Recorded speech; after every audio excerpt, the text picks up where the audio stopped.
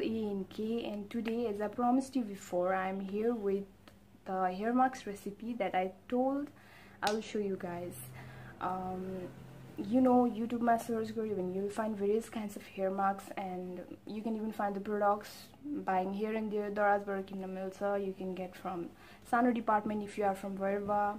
अनि बाटबटिङ त छ नै guys. तर पनि I am here with this hair marks because I personally, my personal experience speaks that मैले चाहिँ हैन यतिकै नै यो hair marks चाहिँ try गरेको थिएँ, but it gave me a booming output. I was shocked, I was overwhelmed with the output that I got from this.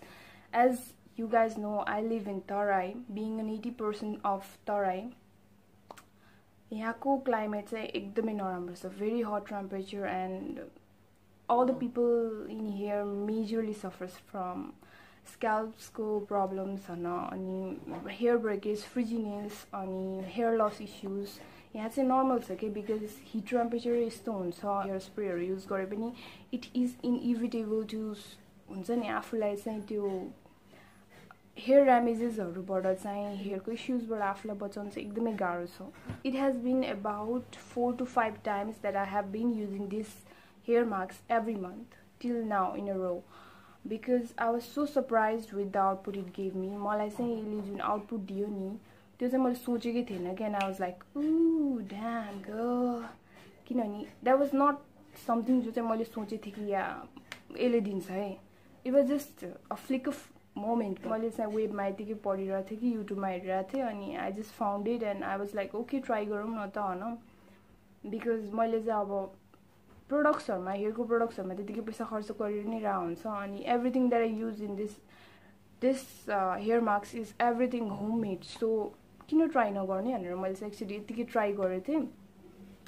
अनि ट्राई गरेपछि चाहिँ युज गर्ने बित्तिकै चाहिँ मैले इन्स्टेन्ट रिजल्ट पाएँ के, and I was like wow, shocked के एकछिन त, because that was not what I was expecting. Because मैले सोचिरहेको थिएँ ट्राई गर्छु के भएर DIY त हो नि हैन भनेर सोचेको थिएँ, but it gave me a booming, very surprising output, and that also instant output, and I was shocked. And it really worked for me. मेरो scalp चाहिँ एकदमै हुन्छ नि dry छ, मेरो hair चाहिँ एकदमै frizzy छ, and I have to tackle a lot to make this hair look good.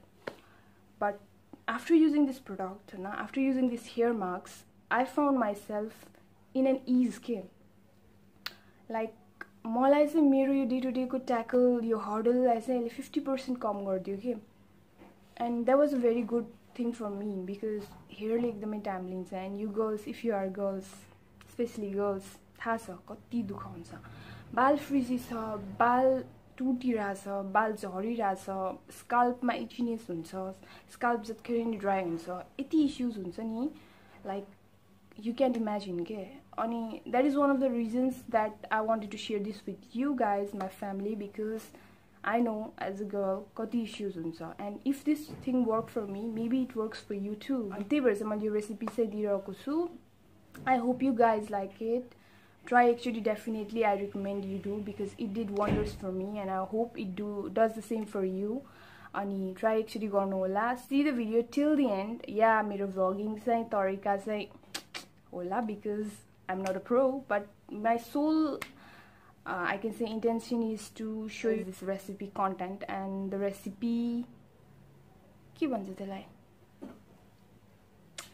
how to make this recipe. I hope I do the job good, and also please skip this, because lockdown चलिरहेछ and everyone is so हुन्छ नि अल्छी मान्छे झन् अल्छी भइदिएको के, अनि so I was so bored that I didn't even put the time to just wear something good, do makeup, and sit in the camera to show you guys. आफ्नै मान्छेको अगाडि कति धेरै नौटंकी गर्न. I hope you guys understand. So without wasting the time, let's go to the video. Guys, so यो hair marks बनाउनको लागि चाहिँ हामीलाई चाहिन्छ केरा, and then 1 egg, अनि coconut oil, मैले चाहिँ parachute को use गरिरहेको छु, and we need honey. जुन पनि available छ, you can use that, है.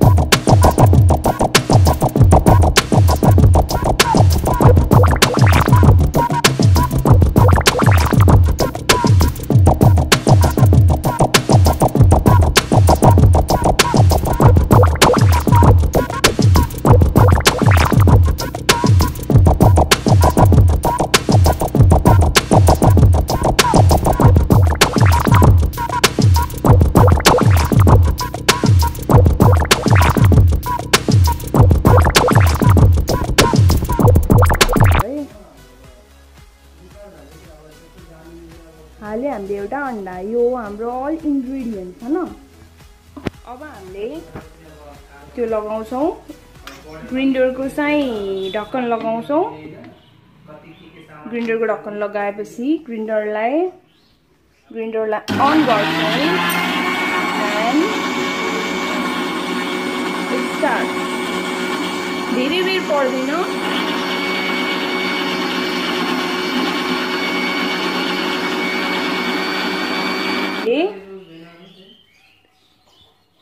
लिड निकाल्छौँ र चेक गर्छौँ र हाम्रो पेस्ट, हेयरको पेस्ट चाहिँ हैन रेडी भइसक्यो। यसलाई हामीले एउटा बाउलमा खनाउँछौँ लाइक दिस।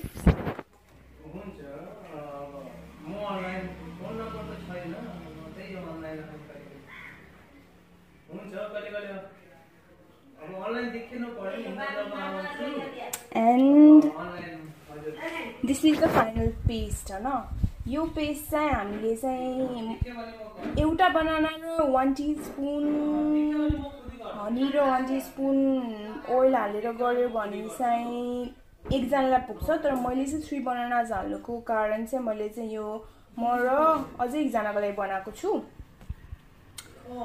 अनि दुईजनाको बाल लामो, मतलब मेरो साथीको बाल चाहिँ अलि लामो भएको भएर चाहिँ मैले अलिकति धेरै केही हालेको छु। आफ्नो अनुमान अनुसार चाहिँ त्यसलाई घटी बढी गराए हुन्छ। And you can use this paste. यसले चाहिँ कपाल बढाउने, कपाललाई साइन गराउने, कन्डिसनरको काम गर्छ। 2-3 हप्तासम्म चाहिँ यो लगाएपछि चाहिँ हैन 2-3 हप्तासम्म चाहिँ बाल साइन र हुन्छ।